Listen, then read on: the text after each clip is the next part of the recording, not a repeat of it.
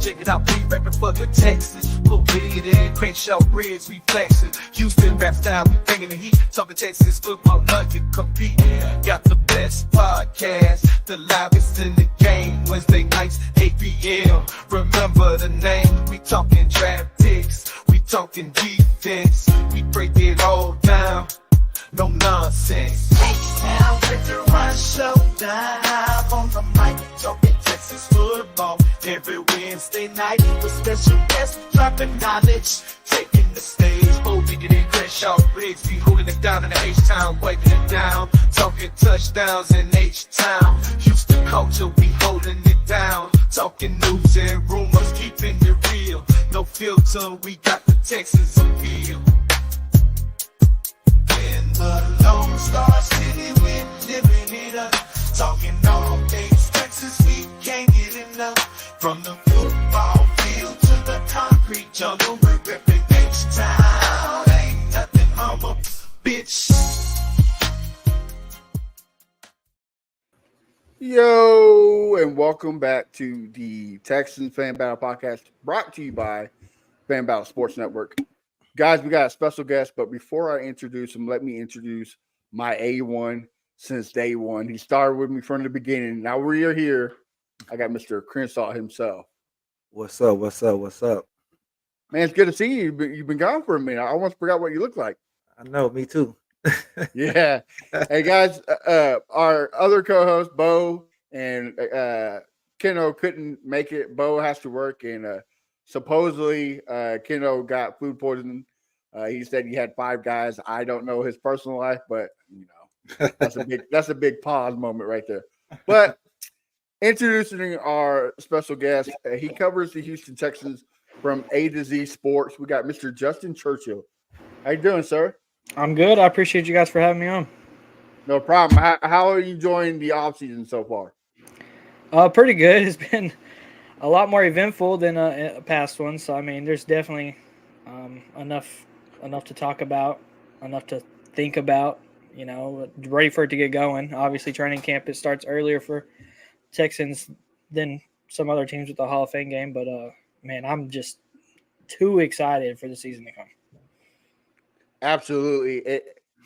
When the Texans did so well, you know, we none of us saw it. But now that it did so well, it just feels like we can't wait for it to come back.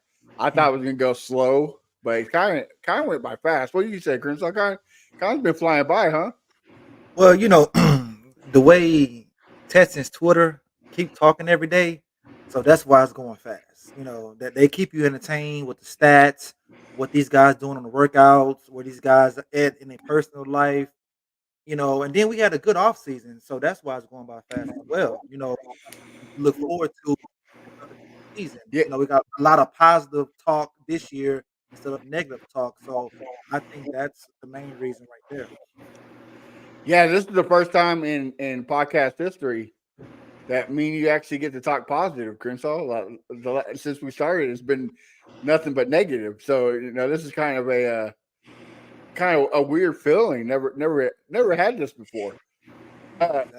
Justin, we're going to talk some concerns with you, but before we talk concerns, tell us what were you most impressed with the Texans this offseason? I think it's got to be Nick Caserio, just considering all the not necessarily hate, but all the flack that he's gotten the last off seasons of, you know, just not really doing what's needed to be done. And then he goes into this off season and kind of, I think, has the best off season of any general manager in the league. I mean, he just made moves that take this team from, okay, we can win playoff games now. Let's try to become a Super Bowl contender. And so he knows that window is only so big, with CJ Stroud probably going to get around $60 million whenever his contract comes around. But yeah, I think it's got to be Caserio, just capitalizing on the moves in the cap space for sure. Absolutely. Crenshaw, you got anything to add to that? Yeah, I see. You know, I thought we was gonna wait till next year to really go all out, but I mean, I like it. They saw what they had in CJ, saw what they had in D'Amico, and said we're gonna do it this year. But I always thought we was a year away, you know, 25, 26. But hey, I'm with it for 24. I'm all in with them. And then the Super Bowl's in New Orleans, so that's down the street for me. So let's go. Absolutely. So, of all the moves that we've seen, Justin, what move caught your eye the most? I think it's got to be Danielle Hunter. Just having somebody. Obviously, Grenard was amazing. He got much better that last year than he was the previous years before. But Hunter is a different beast. Where, I mean, it's not obviously the 18 sacks are there, but the run defense and having that opposite of Will Anderson, and not only having that on game day, but having Anderson having a guy to learn from, a vet that's been through it, that's done it at the highest level possible. Bringing him in on a multi-year deal, that's huge, especially for a defense where the defensive tackle position obviously got better, but that's still one of the iffy spots on the roster if there was one.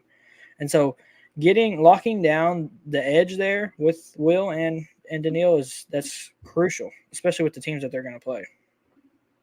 Yeah, Crenshaw, we both agreed that Grenard was a good player, but best ability is availability, and his availability wasn't always there. Hunter he hasn't really missed a lot of games. So what do you think? I agree with the with the Hunter pick, but I guess since my boy Justin said that, I got to go with Stephon Diggs. That came out of nowhere. I know we was looking at what's the player that came from the Chargers, the receiver. Keenan Allen? Yeah, we was looking at Keenan Allen, but that didn't fall through. So Stephon Diggs came out of nowhere to me because I got the news. I was like, "What? Diggs to Houston?" So I think that's one of the most surprising moves of the offseason. And it just make our offense better because our offense was really stagnant last year. We have player go down. It's easy to defend us. So now making us harder to defend this year, and that's a good thing. So get these defensive coordinators, head scratching on Saturday nights. Like, okay, what we're gonna do Sunday for these Texans? We're really the whole week what they're gonna do Sunday for these Texans. So I say Stephon Diggs. What up, Bo? Hey, can y'all hear me, fellas? Yes, sir. Welcome What's to happening? the show, How y'all doing? Mr. Bo himself. Another face that we've been missing the last couple of weeks. How you been, bub? I'm being good. I'm happy to be back, man. Hope Well, everybody Bo, having a good day. yes, sir. And tomorrow is a great day to celebrate our independence. We're going to talk about concerns, but right now we're talking about the most impressive move this offseason with Justin. Which one Justin said is Danielle Hunter, and of course Crenshaw said Diggs. So which one you got?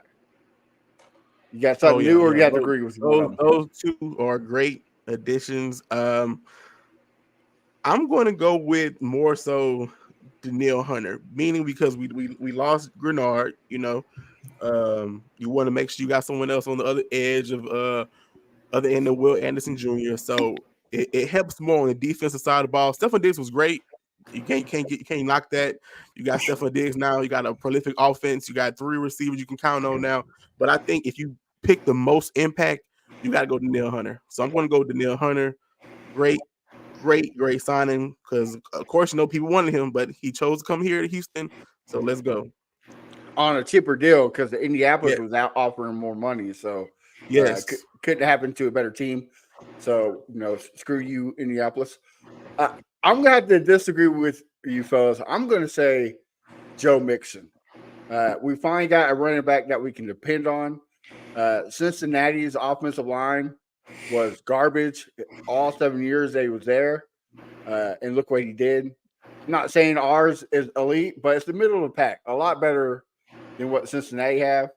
Now CJ Stroud actually has a run game to help him get the eyes off of him. And plus, he's a threat in the passing game. So I think Joe Mixon's about to have a monster career, about 1,200 yards and 9 touchdowns. I think it's going to be a fantastic addition to the Texans. Chris, I got something to add? Yeah, I got a question for Justin. So Justin, what do you think of CJ rookie year last year? What surprised you the most of his rookie year last year? I think what surprised me the most was easily like just having that poise as a rookie. You just don't see that. I mean, even guys. I don't hate to do this, but like Trevor Lawrence was supposed to be the greatest prospect we've seen in a long time, and having that poise in the pocket and just the awareness that CJ has, like you just don't see that often. And the intelligence too, like knowing when to make the right play, when to just check it down instead of, going downfield when you don't necessarily have to do that. A lot of times you see guys like CJ get, trigger happy where they just want to throw it down the field over and over and over again. And sometimes he took that check down. So, I mean, it has to be just doing what he was supposed to do. I mean, it sounds simple, but that's exactly what it is. I mean, Bobby put him in positions to succeed and him just doing what he's supposed to do. So, go ahead, Chris. So going into this year, what do you think he needs to do better? What do you think he needs to do better going into this year? Because teams got a lot of film, a lot of film now. So what do you think he needs to do better this year to carry on his rookie year, but go up higher though? I think it's tough because he obviously could have been better last year, but he's already, to me, a top 5 quarterback in the league. And if I had to pick one thing, though, I would say him going on that streak where he didn't throw an interception, I think that kind of messed with him a little bit. Obviously I just talked about taking the check down and not going downfield, but sometimes, he was scared to throw the ball a little bit. And so just getting the ball out of his hands, just taking shots, not being afraid to, you see guys like Pat Mahomes, throw an interception. All right, let's go back and try it again the next drive. Stroud, sometimes it just, I guess he got in his own head sometimes about, hey, I really don't want to throw an interception here, but the guy's accuracy is insane. So why not? I think not having that streak on his mind that he had last year, without throwing an interception, I think that'll help him a lot. Okay. Bo, you got any questions for Justin before we move on to the concerns? Oh, no, not right now. Not right now. I was going to throw out another position or another acquisition, though, that I think is being slept on, if that's all right with y'all. Go ahead. I think them grabbing CJ and Jeff Okudah is not being talked about enough, especially with Kamari. They're not necessarily veterans because, they're still pretty young, but they've been through it.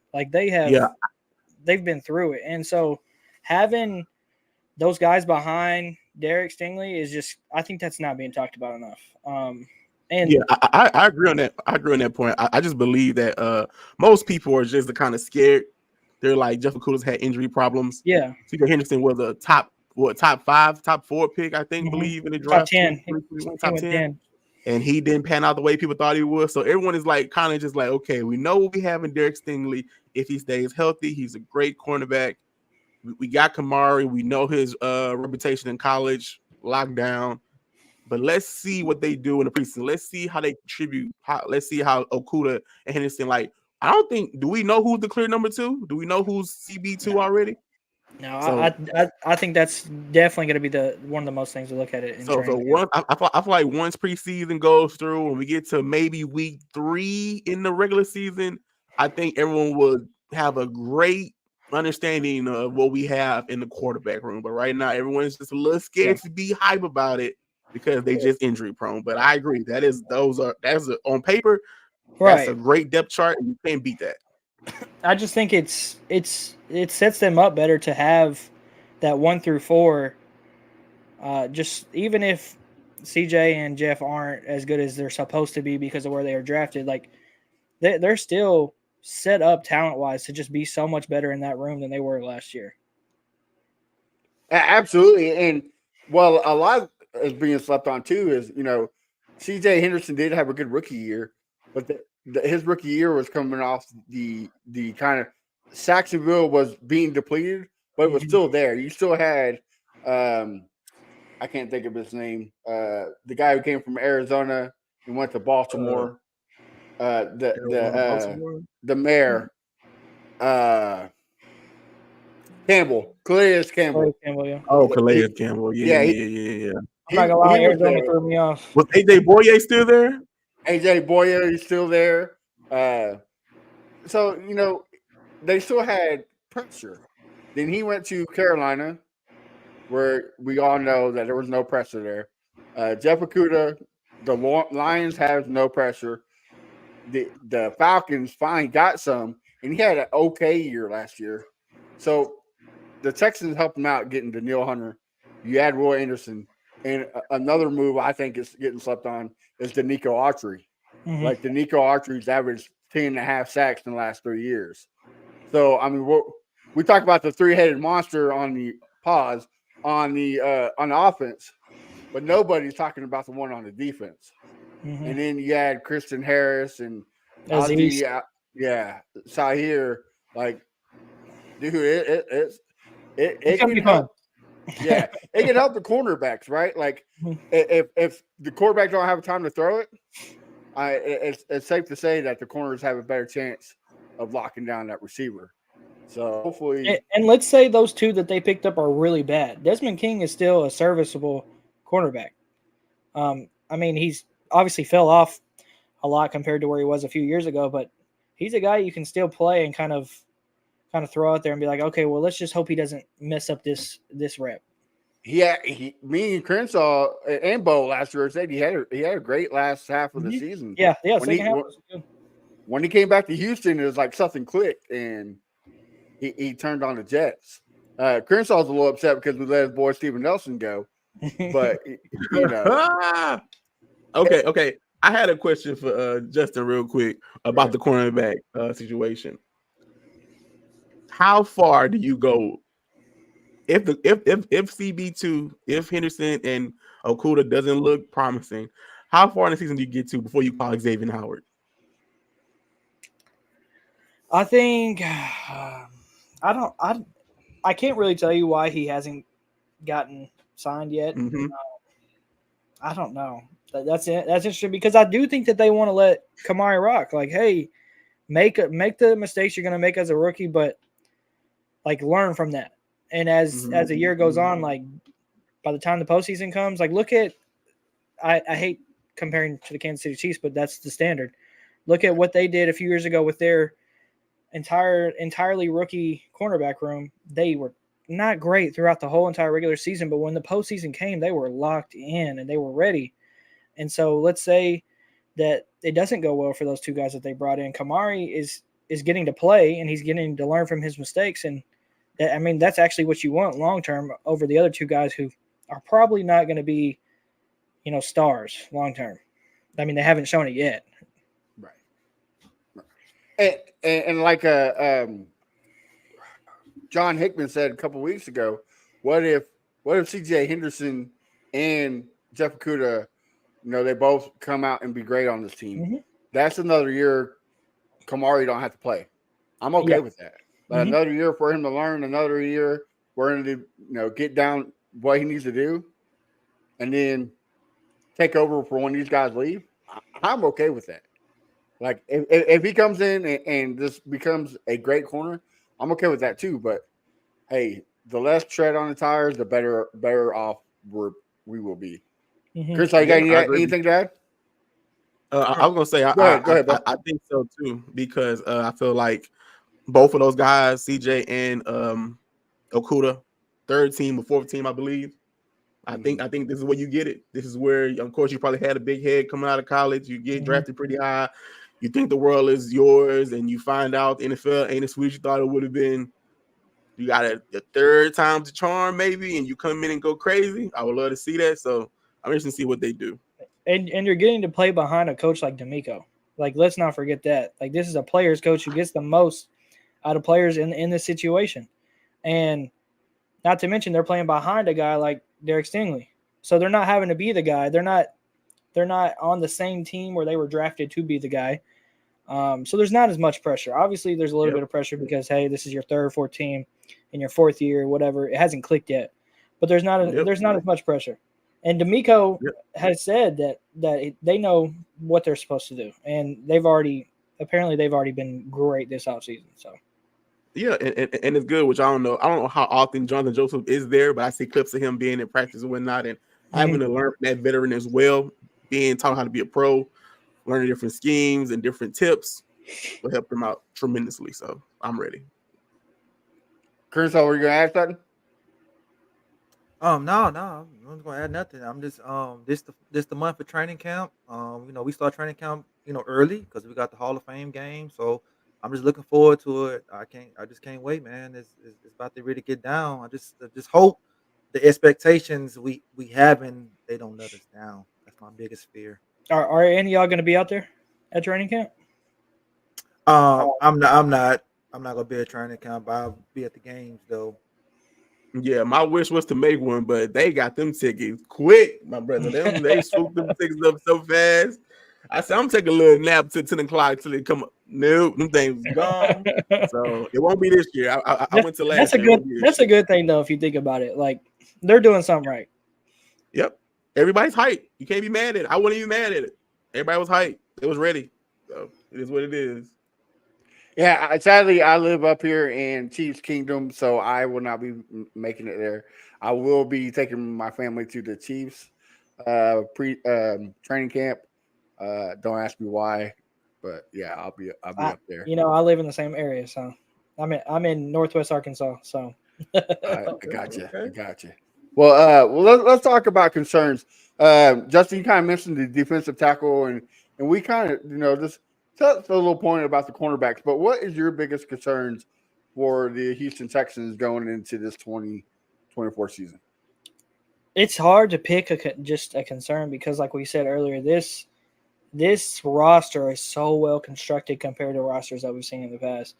I think it's got to be, like on paper, one of the best, if not the best roster we've seen from the Texans. Like paper, obviously, everything's got to come together, and you got to put it on the field. But on paper, there's not a lot of holes. But if I had to pick one, I think the weak link is the depth in the defensive tackle room. Obviously, like you said, Danico, and I think Foley is a very underrated pickup too. But behind that, Tim Settle, I think he'll be okay. But there's not really – I don't know. Like I don't really – there's nothing that really sticks out to me that tells me that unit won't struggle at least a little bit. Okay. All right. Kershaw? I mean, like I say, for us paper, we look damn good on both sides of the ball. Mm-hmm. I guess the only thing I can say if Bobby don't, Bobby dial it back, just Bobby just open up the playbook, give it all to CJ and let him cook and everything. That's all I can really say. But I mean, other than this, man, I mean everything, special teams, the whole nine, we good from top to the bottom, man. And that's, like I said, that's unusual in these territories, man. Mm-hmm. Since 2011, 2012. So it's a long time since we've been like this. All right. Bo, what about you? What you got? I want to walk into their room in the coach's office room and say, hey, Bobby, do exactly what you did last year, but now you have all these players on the team. Just do exactly what you did last year, but do it with these players on the team. Now you got 3 receivers. You got a running back you can depend on. You got tight ends galore because I have faith in them tight ends in that tight end room other than Dalton Schultz. Just do what you did last year, and I feel like you're going to get better results because you got better players on offense. So and back to that, the running back point, like he's got a running back that knows how to run his scheme now too. So if that doesn't make like Bobby got in this way last year where he just wanted to be so pass heavy, and I understand because the running back situation was not great, but I think that's also a concern, making sure that he is calling the right plays at the right time, and that has a lot to do with the running game, which, like you guys said, Joe Mixon, that's another reason he's an underrated pickup. Yeah, I agree, and I want to ask Justin. I don't know if y'all asked him already. Justin, how do you feel about Kenyon Green this upcoming season? That's a touchy subject, ain't it? I mean, yes, it is. Yes, it is. The clock is ticking. I don't know. I mean, obviously, you want the guy to be good. You want him to make that leap that and be the player he's supposed to be, that he was drafted to be. But I guess that is a concern because we really just don't know what he is. Like there's nothing to go off of, if that makes sense. But at least I'd say they're more prepared in terms of the offensive line going into this year than they were last year, in terms of depth too. So, right, you don't got 9,000 injuries already exactly on the offensive line before the season even started. Yeah, I have to agree with that. Like they're more. You're right. They're more prepared because Mhm. you saw what you have in Patterson and Scruggs. You can flip flop either. Put one at center and put the other at guard. Blake Fisher has played some guard, so if you really need help there, the other green that we got from Kendrick Green, Pittsburgh. Pittsburgh, you fill him in there. Michael Dieter probably won't get a job. He might get cut. Pick him back up. So we got options there, right? But say Kenyon Green does go out there and produce. Is that necessarily a bad thing? I think that'd be a great thing, right? Like we've been saying, everybody was ready for Nico Collins to be cut last year. Mhm. Like everybody's like, oh, he can't stay healthy. Get him off the team. Now everybody's giving praise that he signed a long-term contract extension. So maybe this is Kenyon Green's Nico Collins year. Like I'll be okay with that. That's one position that we don't have to worry about for a couple of years. And is it bad if he has a bad year where he doesn't like earn a like a really good contract? Because then that's another person that they've got to pay right before CJ Stroud. So I mean, I don't, Right. it's That's true. I just believe in my head that you have to, as Nick Casario or whoever, D'Amico Ryans, whoever going to have a conversation with Kenyon Green by week 2. If it's looking shaky, I'm gonna need them to go talk to that man, sit him down, and then once he leave the room, I'm gonna need them to let Titus Howell come in the room, and you sit him down and you say, "Hey man, you're gonna be a left guard this year, all right?" And that's okay. You're gonna be a left guard. You're gonna help Tunsil. Y'all gonna be over that tag team that side, because I'm not getting my soon-to-be highest paid quarterback in the league hurt in the year where we're paying him pennies and we can have a chance to probably go further into the playoffs. I just don't see them allowing Kenyon Green to keep going through the season, making mistakes. I just hope they don't do that, and I hope whatever happens, if he does do great, like you said, if he does do great, cool. If he don't do great, you don't have to pay him. You can move him and try to get that position better in the next couple drafts or whatever. But yeah, I need him to step up, man. What is it, year 3? Year 3. It's year 3. And I know he had injuries. I know the first year was really a throwaway year. I'm not really going to blame him for that one. But at this point, it's time to come to work, get your lunch pail, get in your bag. That's all I'm asking. for sure. So this is my hot take. One of my hot takes. I think Kenyon Green is going to be a solid, serviceable guard. Well, I think the person who's going to be being replaced is the guy you just mentioned, Bo. I think Howard will be replaced by Blake Fisher by the end of the season due to either injury or performance. I think Blake Fisher is the future at the tackle position. I think Nick Casario saw that as well. And that's why we went for him so high in the second round. Yeah, that sounds good, because I agree with you. I'm gonna cut y'all, but that sounds good because like even last year we had right tackle positions and they just kept filling in with George Fant, and they filled it in with who I'm missing. What is that tackle's name? What's the other one? Whatever other one. We just let him go. We got that right tackle as well. It was Charlie Head. Charlie, yep. They just kept filling in, and we really didn't miss a beat with that right tackle. But that left tackle we need a left tackle to be Tunsil every day, all day. But you saw that the right tackle can be switched out, and you can substitute that, and you can work with that. And Bobby worked with it, and it really didn't hurt us. But I believe that left guard that's a tough task. That's like right there. That's right in CJ's pocket. If that position doesn't hold up, it's curtains. It's curtains. I will say though, like it's tough, obviously, but at least you got Laramie to your left. Like at least you got the best left tackle in the league to your left to help you out. Absolutely. I mean, that's what you need, right? Yeah. Touché. Absolutely. Before we move on a little bit, we got a couple questions from the chat. Crenshaw, I'll start with you. Who do you think should be wide receiver number 1? Nico is. I'm a Nico fan, so I'm a bias. Who do you think is wide receiver number 1? So I'll start with you, Bo. I think wide receiver 1 is a collective unit. Say it. Collective unit. Okay. Yes, collective unit. It's I no took the clear. easy way out. Yeah, it's no clear cut. There's no clear cut wide receiver one. But I would say this: who is the better skilled wide receiver out of all three of them? I'm going to say Diggs. Until the other guys prove me wrong, because we got one good year of Nico, and then we got 10, 11 games of Tank. So to those guys, show me they can do what Diggs have done, year in and year out. I'm gonna say Diggs, but I'm gonna say that the way the offense set up is going to be this guy, that guy, this guy, or it might be the tight ends game.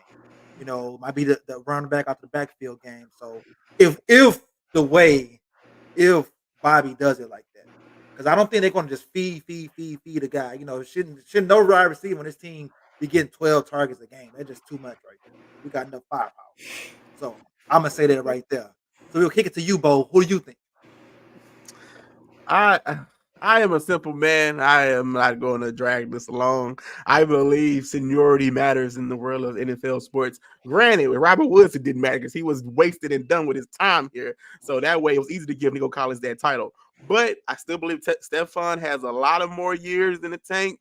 He can produce. He's been in the league. He's shown he can produce on 2 separate teams. Not going to be 3. Let's see what happens. But you have to give it to Stephon. I believe because he was traded. And we didn't really have to do free agency. We didn't have to like sweet talk and be like, hey, we want you to come over here and be number one. We'll be number one. But I do believe once he off that plane, Nick Casario was like, hey, we believe you can be number one. And so to keep him happy, I'm telling Stephon Diggs, you're number one. You're receiver one, okay? All right, whatever I got to say to keep that man with a smile on his face on the sideline, you're number one. But I believe that they're going to have like you said, rotation receivers, and whoever's going to have a day, and we'll let that be. But right now, you just got to call Stephon number one. That's it. Just for seniority reasons. All right, before I step mine, Justin, who you got? Who's your number one receiver?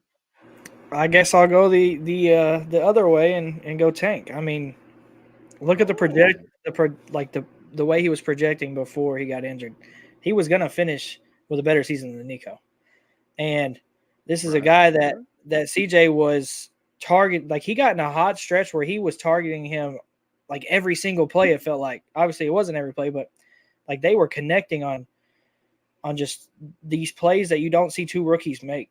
And I think Nico is a great pick. Like, I don't think you can go wrong picking any of these guys, and that's a good thing to have. Right. But the explosive plays that Tank is going to provide over the other 2 guys, and that's not to say that they're not going to provide explosive plays, but the route running that's there and the speed is just – I think that CJ is just going to love going to Tank. Okay. Well, I had to quote somebody in the great words of Kendrick Lamar, Buck the Fig 3 is just big me, okay? It is Stephon Diggs, all right? Stephon Diggs is the Kendrick Lamar of the Houston Texans, okay? He like Bo said, he has a name for himself. He killed them all. He has the body to work. We've seen it time and time again. The guy makes amazing catches. He's easily the number one. But I do agree with Crenshaw to an extent, because once you do catch fire and say Diggs does catch fire, they're going to stop double teaming everybody else and then going after him. So it's going to open up passing lanes for the other 2. But number one is absolutely Stephon Diggs. I will say, I want to get y'all's thoughts, like as fans, on like a possible. We talked about concerns earlier. A possible concern being that maybe CJ is going to try to make sure that they all eat. You know what I mean? Instead of going to the obvious play, maybe CJ will try to force so that nobody is getting upset. Like, how do you guys feel about, like, are y'all worried about that, or? I'll go first. I don't think ahead. so worried about it. It was so funny because if any of y'all watched the $1 million worth of game episode with CJ Stroud and Tank Dell, Tank was like, I want to get 1,500 yards. You can see CJ face like, all right, now it's you, Stephon, and Nico Collins and Dalton Schultz and Joe Mixon. Everybody can't have 1,500 yards now. Someone gotta take less. So someone gotta get the little chicken wing. Everybody getting the breast. Okay, all right now. So somebody gonna get the small plate, and that's gonna be okay because we gonna get a dub. You know what I mean? But hey, yeah, I'm not worried about it. I feel like CJ is a smart player. I feel like they have a great chemistry, all three of them already, the three receivers and CJ. So I think it'll just be like, hey man, if you're open, you get in the ball. Right. That's all I can say. When your rep, like it's as easy as that. Crystal, what you thought? Yeah, I mean that's pretty much what he did last year. He just fed everybody. He fed everybody, and he's going to continue that right there. Just feed everybody, take what the defense give you. Dick and done. Down the field. That's what Brady used to do a lot, and get those guys down the field. But the main thing is executing the red zone. The red zone, we wasn't good in the red zone last year. We need to get better with that this year. So that's probably the biggest thing Joe Mixon going to bring to the team is red zone, because he has a knack for that end zone, and we was bad at that. But just feed families. If I'm open, throw me the ball, CJ. You know what I'm saying? Throw me the ball. So feed them. Absolutely. Now I'm going to take it another step. Like I agree with you, Bo and Crenshaw. I think CJ has that mindset, right? Like it's whatever benefits the team, but you also got one of the greatest team coaches, and that's D'Amico Ryans. Like they call him Cap for a reason. They call him Captain when he's a rookie for a reason. Like he demands the room. They're going to listen to him. He's going to say, "Hey, look, I don't care if you don't get your 1,000 yards, as long as we get the W, as long as we're in New Orleans and Crenshaw gets to see us at a Super Bowl, that's all that matters. Like your stats at the end of the day does not matter. What matters is holding that Lombardi trophy at the end of the day." So yeah, I think with CJ and D'Amico kind of taking reins of this team, I don't think it matters too much. Yeah, and I don't think that that's necessarily something that's going to happen, but we've never seen him with this many options. So, I mean, back in Ohio State days, you can look back to Ohio State and actually argue that. But as far as the NFL playing against NFL defenses, I don't think it's a concern, but it's just something I wanted to get y'all's take on. But that's what I love about Bobby Slowick's offense. Like that 49ers Shanahan type offense is scheme someone open. You know what I mean? So it's right. like I'm going to look for him first. If that read's not there, okay, who do I have next? It's not so much as like, okay, everyone go. I'm just reading the field. It's a very direct scheme. I'm going to get the ball. Maybe it's this Tank. You should be open, Tank. But if you're not open, I'm looking at Diggs. Diggs, you're not open, I'm going Nico, and vice versa. You mix it up how you want to. But I think they'll find a good means average of getting everybody a chance to be schemed open. And it's a quick 3-second scheme too, right? Yeah, 3 seconds not open, boom, move, boom, bam. Yeah, I agree. 110%. Well, we got another question before we move on. What are your thoughts of why Tunsil was not rated a top 10 tackle? I love LT, but I feel like he's always has a false start in critical down moments, even the Baltimore game we had. I think he's top 3. I think he's the best left tackle in the league. Oh, okay. I think you got to look no further than what he did to Myles Garrett to prove that. I mean, complete lockdown. It was just and TJ Watt, like no sacks from the Steelers. But yeah, he does have his moments though, for sure. I give it to the best tackle. Y'all lie, like y'all ain't like he'll do nothing wrong. Y'all ain't like that man did 100%. Well, that's why. Okay, let's break it down. I'm supposed to break down. I love LT too. All right, but sometimes he don't want to run block, and sometimes he don't communicate with the left guard to do the stunts, and sometimes he false starts. Okay, Larry Tunsil is good. Don't get me wrong; he's great when he's in his mode. He's locked in. Yeah, he's locked in. Okay, locked in. Is first. Top three. I'm putting Trent Williams. Who else did I say? That's who I got ahead of him, Trent Williams, and then Lane Johnson. Maybe he's top 2. And then Lane Johnson, and then who's after those two? I'm not putting Lane because Lane's a right tackle. I'm not gonna put him over him. But yeah, I just wish sometimes Tunsil, like sometimes you can see when he takes plays off, if that makes sense. Yeah. That's all I'm saying. Granted, who don't take plays off, you're not going 100%. But for some reason, when he don't go 100%, you feel it. You know when he's not going 100%. So I just think maybe because, past years, he sometimes as a player, which I'm guessing as NFL players, you know your team ain't about nothing. You like, all right, this team ain't winning nothing. So wow, I'm going to break my back, break my body every Sunday. But I think he sees the potential in the Texans. He sees they're going in the right directions. Last year, you saw him just do a whole 180 in my eyes. For the past couple of years, he's been injured, or he's been like, man, whatever, just lousy, whatever, wild, whatever happens. Hitting that gas mask. Yeah. But you see the change in his demeanor.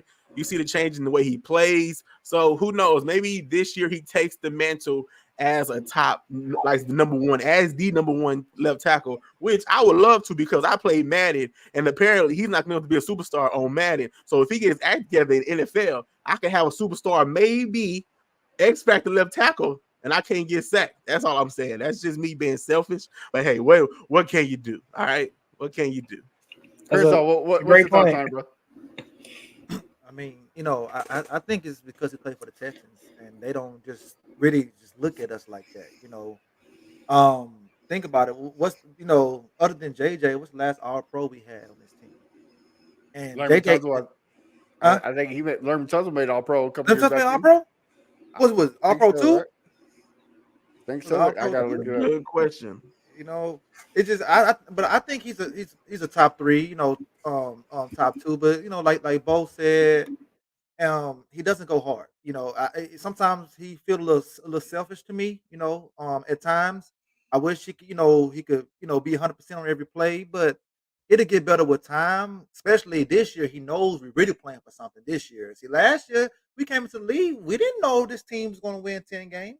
If anybody said this team won 10 games before the season, if you're in the comments, please let me know, because no one had this team winning 10 games last year.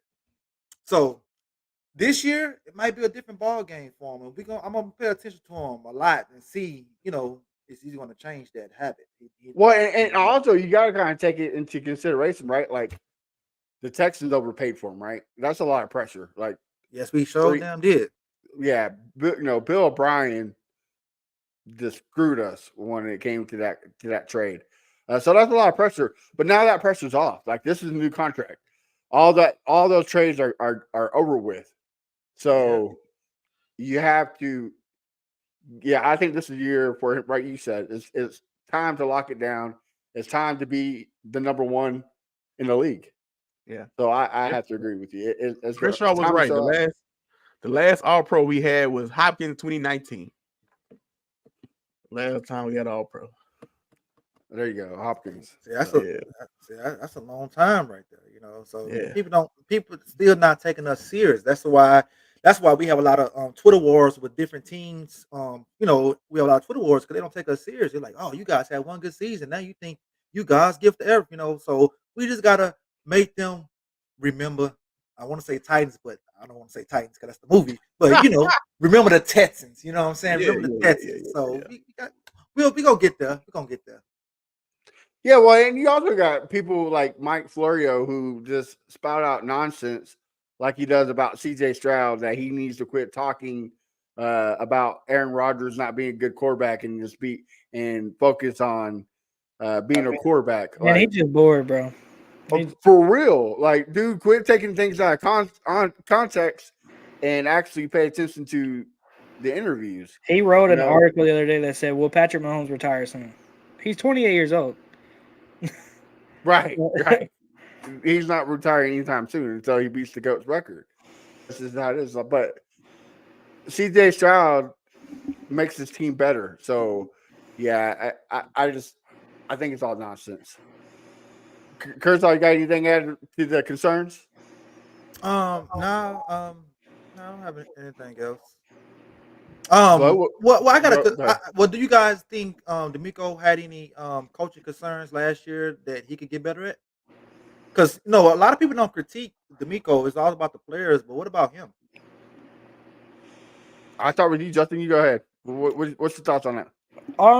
I mean, just like any rookie head coach, game management. I mean, but he didn't really have a whole lot of bad moments, really. I mean, he had a lot better moments than some of the other rookie coaches, but I think he knows the power balance between, hey, like, let me trust my coordinators and let me step in when I know it's time for me to step in. I think he's really good about that.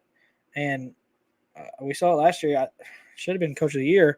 But I think I don't really know what else he can do better. I mean, Bo, can I take this one before you go, Bo?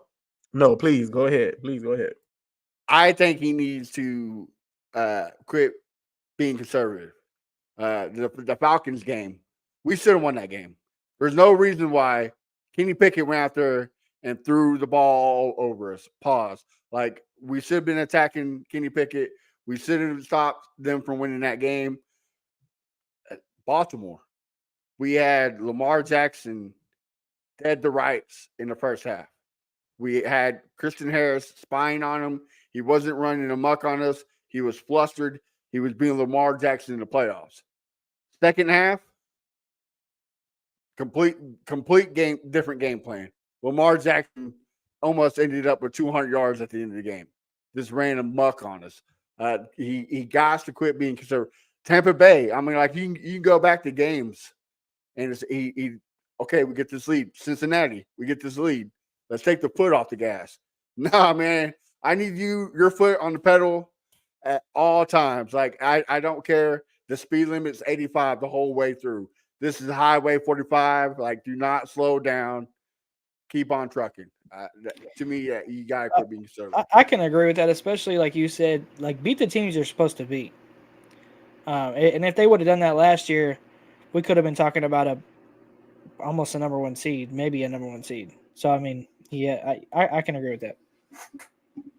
Yeah, I agree with you all. I believe you're never going to see D'Amico Ryans go down the sideline just yelling, turning, just throwing stuff and just getting in players' faces, because he was a player. He's a player. He knows how that feel.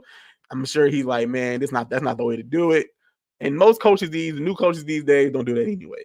So you're never going to see him just lose his cool. He's always cool, calm, collected on the sideline with his smile, $1 million smile. You can't beat it. So yeah, I agree. Just because I think he does a great job motivating the players. You can't have a better motivator than what you have in Houston right now. Is a leader. He's a leader of men. He's been in the position to play, linebacker, been a captain, all that good stuff. So you have all the great tangibles and attributes what you can have for a head coach. I mean, yeah, don't be, don't take, like you said, don't take your foot off the gas. Keep your foot on the pedal. Prepare your team to, okay, yeah, we got the Panthers today, and yes, on paper we should beat them, but do not take them lightly. Just always preach to the players. Keep going. Keep that mentality. Stay humble. Stay hungry. So I think he's doing a great job. And I think now, because, we went through 2 different head coaches in 2 years, 3 years, I guess you can call it. So I feel like he knows he has the back of the, he like to see like Cal and Nick, they have his back. So he feels that kind of, I guess, comfort. So I feel like now he can really just relax and do what he want to do, get in his bag more. So like I said, just keep your phone, keep your gas, keep the foot on the pedal, and finish these teams. That's all I can say. Chris, what's your thoughts on this question? I know it's the one you asked, but what do you think? Y'all pretty much hit them all. It's really not a lot you can say, just like not a lot you can say about CJ. But conservative, yeah. This season, since the team is way better to me than last season, don't be conservative. Go for it. 4th down, fuck it, go for it. And like I say, beat the teams we should beat. Please, Absolutely, beat them damn teams. God, yeah. please. Yeah. Well, and that's something that you learn through time, right? Like Justin said, he was a first-year head coach. Yeah. Is it something that you have to slowly learn? Oh, shit, I shouldn't let the Bengals come back and almost beat me. I shouldn't be in a throwout with Baker Mayfield. Like, these are teams I should beat. The Falcons shouldn't have beat us.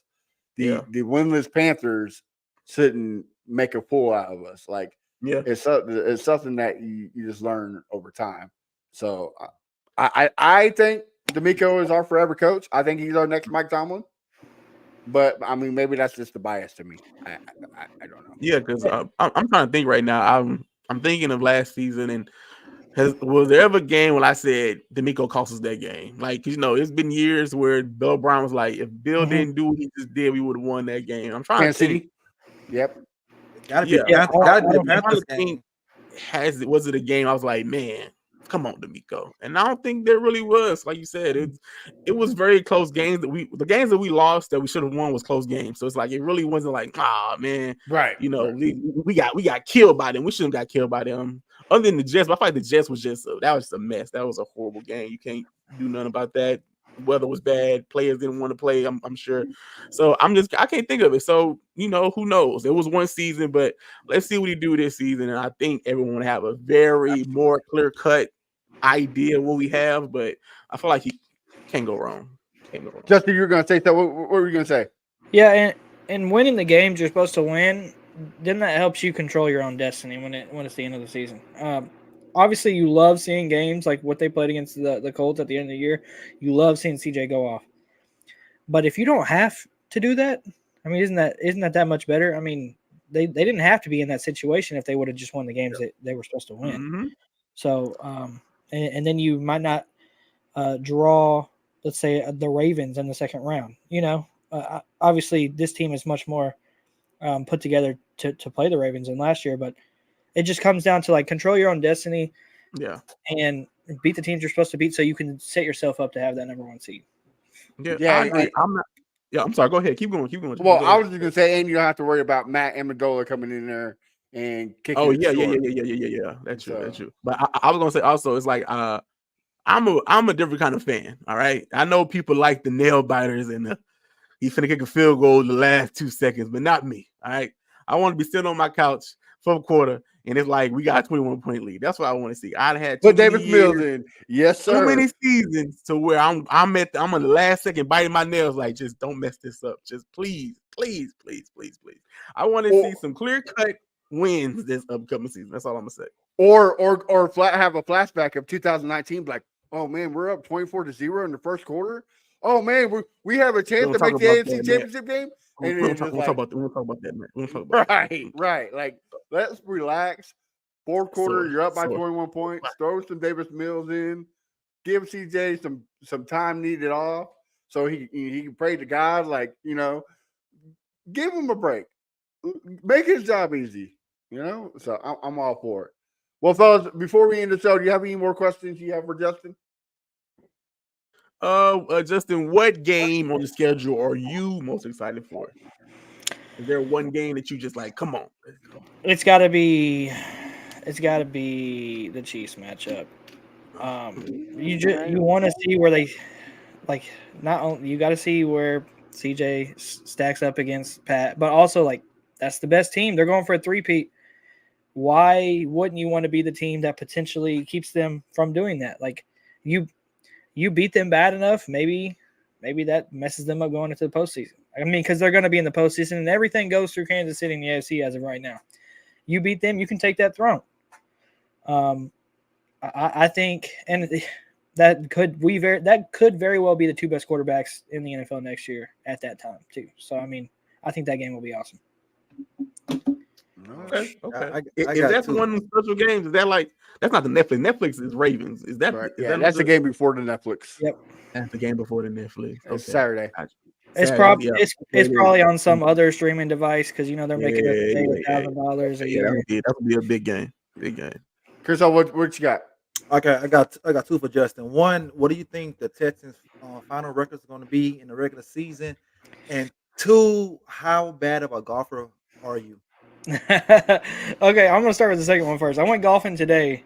Here the feels like temperature was 108, and I played 18 holes. And I kid you not, I actually threw up after. It was so hot. But no, I am a terrible golfer. I've only broken 100 once. So I'm really not that good. But it's all about the vibes for me. Just going and hanging out with the boys, getting out of that. I've got 10 kids. Not really, but I have a lot of kids. So it's really more about getting out of the house. And the first one, I really haven't thought about the whole record prediction yet. If I had to do it right now without sitting down and going through it just off the top of my head, I would say they can get 12 wins. I'd say 12 wins is a fairly good area. Okay, I'll take that. That's bye week material Yeah. right there. I think that's what me and Matt said, right? We said 12-5. Then we said Yeah. 12-5, man. Yeah, we said 12-5. That's the consensus average right now. Well, we got one more question from the fans. Where do you see our first loss? I'm worried about Chicago in week 2. What do you think? That's not a bad pick. I think Chicago is Really? going to be. I've said this to my buddy who's a Bears fan. I think Chicago is going to be last year's Texans, where Okay. they make that big jump and they have all the pieces now, and it's just about putting it together. I don't. I could see them losing to Chicago, but if I had to pick 6-2, I've seen somebody in the comments say 6-2 in the first 8 games. Somewhere throughout there. The starting schedule is not, it's not like insanely hard. I mean, they can get through the first 8 games with one loss, 1 or 2 losses. So yeah. Chicago is a game that I definitely could see them losing though. It's just one of those weird games where you don't know what you're going up against really, and you only have a week of tape to go off of. Yeah, and if I'm D'Amico Ryans, you ain't sniffing CJ Stroud on that Hall of Fame game. You won't Absolutely see CJ not. Stroud on that Hall of Fame game. CJ Stroud might not even make it to Canton, Ohio for that Hall of Fame game. You understand me? You're going to see Davis Mills, all right, the whole game because we got to play y'all week 2. Who made that schedule up to where we see the Bears in the Hall of Fame game and then see them? You might see him in Ohio. He might be back there at you're right. Ohio You're right. State. You might be Ohio State, maybe. But he's not seeing Soldier Field. Like, no, absolutely not. I could see them losing to the Bills. I was about to say, I what see week the is that? Week 5. Yeah. I said the Bills or the Packers are the two teams I think that can give them. Packers is a good one too. But I can also see them beating all these teams. Yeah, Lions are tough. Yeah, it's a coin flip, right? Mm-hmm. So, Kershaw, who you think is going to be the first loss? The first loss to me is going to be New England. Oh, because it's at New England. You take that back, and we don't play good there. So I think take that back right now. You think Drake May goes off? Yes, I think it's gonna go off. So I think it's gonna be back-to-back losses with the Patriots and Green Bay, back-to-back losses. Okay, both those on the road. So it's just them road games, kind of scared me a little bit. All right. Well, fellas, Chris, I want you to hit him with your famous line. I didn't forget my famous line, man. This is the worst part because worst part of the show because it's the end of the show, man. Yeah. We hate to go, but we got to go. We don't want to leave, but we got to go right now. So, Mr. Justin, can you tell the folks where they can find your great work at, man? Yeah, I'm over at AtoZSports.com. We're really based out of Nashville, like that's where we started. But we're expanding. We've got coverage of all 32 teams now going into this season. I do a lot of Texans work, a lot of Raiders. I know that's a weird combo, but that's just that's what they got me. I'm trying to go primarily Texans, but I'm really just working wherever they want me to. So yeah, AtoZSports.com. I appreciate you guys for having me on. Yep, there's a Twitter handle. I appreciate y'all. It was fun. Absolutely. Kershaw, why don't you tell the folks where they can find you and send all the hate mail that you're about to receive? Well, to Stressins and Mr. Corey, it's just a concern, man. It's just a concern. Just going to New England is always tough. It don't matter if it's the hoodie there or not. Bill ain't there no more. It don't Bill matter. Just going to New England is tough, man. It's tough. It's probably gonna rain. Yeah, we don't know what the weather gonna be like. You know what I'm saying? But hey. Find me at Fifth Ward Crenshaw everywhere, all platforms. And Mr. Bo Diggity, what about yourself? All socials at Bo Diggity 713. Go to the TikTok, follow the TikTok, follow the Instagram, follow the X page, follow everything. I'm tired of working 9 to 5s. Absolutely, I second that. You can follow our brother Kenneth at Messenger_Keno and Kenneth the Messenger on Instagram. You can find me at A1Day1 Texans everywhere. And, of course, you can follow the podcast at Texans Fan Battle everywhere.